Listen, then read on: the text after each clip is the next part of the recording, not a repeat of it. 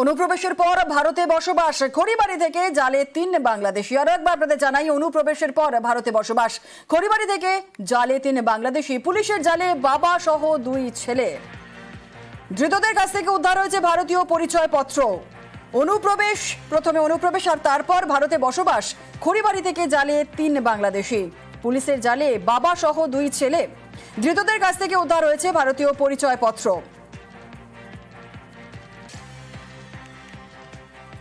বাংলাদেশি এবং ভারতীয় পরিচয়পত্রেই আলাদা নাম। বিশ্বজিৎ মিশ্র আমাদের প্রতিনিধি আমাদের সঙ্গে রয়েছে। বিশ্বজিৎ, অনুপ্রবেশের পর ভারতে বসবাস, কবে অনুপ্রবেশ করেছিল, কতদিন ধরে ভারতে বসবাস করছিল এরা? নয়, পরপর 3-4 বাংলাদেশিকে কিন্তু এবার গ্রেপ্তার করেছে এসএসবি এবং ধৃতদের একাধিক ভারতীয় পরিচয়পত্র উদ্ধার করা হয়েছে। অমল চন্দ্র বর্মন, যিনি কিন্তু অমল চন্দ্র রায় নামে ভারতীয় নথি তার কাছ থেকে পাওয়া গিয়েছে এবং তার 2 ছেলে গৌতম রায় এবং পঙ্কজ রায়কে কিন্তু গ্রেপ্তার করেছে এসএসবি এবং যাদের কাছ থেকে আধার কার্ড, বাংলাদেশের ভিসা সহ বিভিন্ন পাসপোর্ট উদ্ধার করা হয়েছে। যেটা এসএসবি সূত্রের খবর যে গত বছরই কিন্তু এরা সীমান্ত পেরিয়ে ভারতে প্রবেশ করে এবং তারপরেই একেবারে পাকাপাকিভাবে বসবাস করতে শুরু করে এখানে এবং তারপরে এসএসবির কাছে গোপন সূত্রের খবর আসে এবং খবরের ভিত্তিতে কিন্তু তাদের পাকড়াও করা হয়। ধন্যবাদ।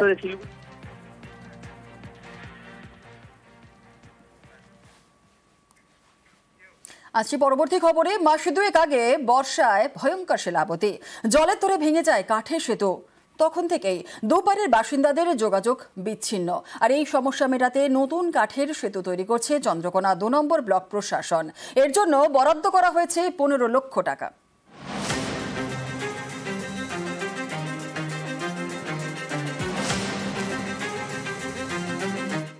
শিলাবতী নদীর ওপর তৈরি হচ্ছে কাঠের সেতু। দ্রুত কাজ শেষের অপেক্ষায় নদী পাড়ের বাসিন্দারা। পশ্চিম মেদিনীপুরের চন্দ্রকোনা 2 নম্বর ব্লকে বান্দিপুর 1 নম্বর গ্রাম পঞ্চায়েত। এখানকার বাগপোতার গা ঘেঁষে বয়ে গিয়েছে শিলাবতী। অন্য পারে শ্রীরামপুর। যাতায়াতের জন্য বড় ভরসা কাঠের সেতু। এই এলাকায় সবচেয়ে কাছে বাগপোতা হাই স্কুল, বড়বাজার ক্ষীরপাই। তাই নদীর অন্য পারে শ্রীরামপুর সহ আশপাশের বেশ কয়েকটি গ্রামের বাসিন্দাদের প্রতিদিন কাঠের সেতু পারাপার করতেই হয়। মাস 2 আগে এ পথেই বিপত্তি। প্রবল বর্ষায় তখন শিলাবতী ফুঁসছে, জলের তোড়ে ভেঙে যায় কাঠের সেতু, দুপারের মধ্যে যোগাযোগ বিচ্ছিন্ন হয়ে যায়।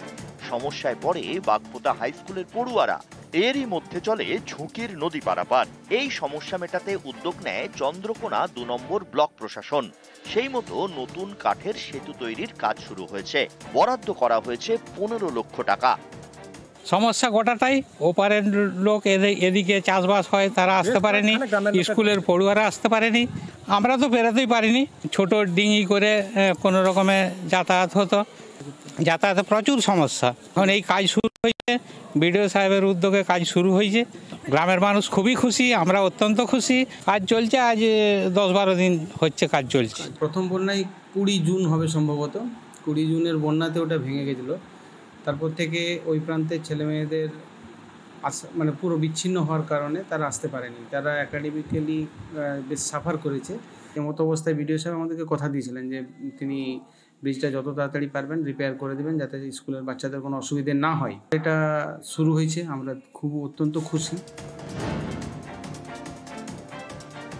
বাগপোতা ব্রিজটা বিগত বন্যাতে ভেঙে গেছিলো। বাগপোতা হাই স্কুলের স্টুডেন্ট এবং আশপাশের গ্রামের মানুষদের চলাচলের খুব অসুবিধা হচ্ছিল। আমরা খুব তাড়াতাড়ি কাজটা ওদের কথা দিয়ে এসেছিলাম যে খুব তাড়াতাড়ি আমরা কাজটা শুরু করে দেবো।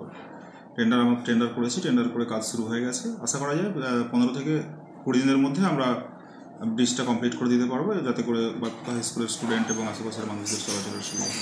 ব্রিজটা একদম নতুন করে আমরা তৈরি করছি চন্দ্রকোনা 2 পঞ্চায়েত সমিতিতে। চন্দ্রকোনা থেকে সুকান্ত চক্রবর্তী, নিউজ 18 বাংলা।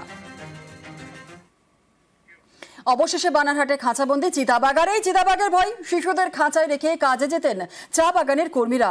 অন্যদিকে আলিপুরদুয়ারের চা বাগানে চিতাবাঘ ধরতে পাতা হয়েছে খাঁচা।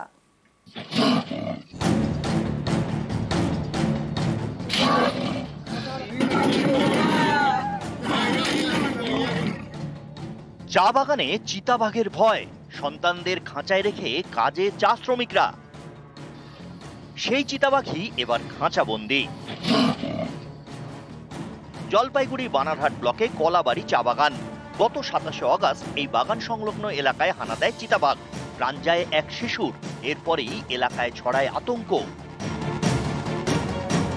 চিতাবাঘ ধরতে বেশ কয়েকটি খাঁচা পাতা হয়, শেষমেশ ধরা পড়ে।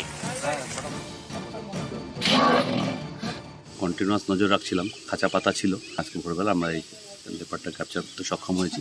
এটা কলাবাড়ি বাগানের চা বাগানের 17 নম্বর সেকশন থেকে ধরা হয়েছে।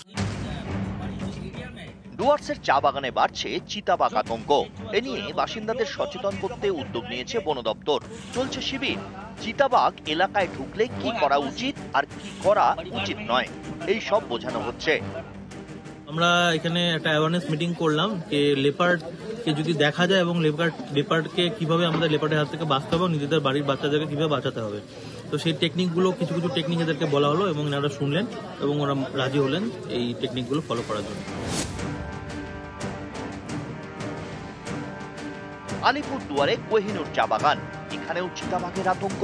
তাই বসানো হলো খাঁচা, টোপ, ছাগল।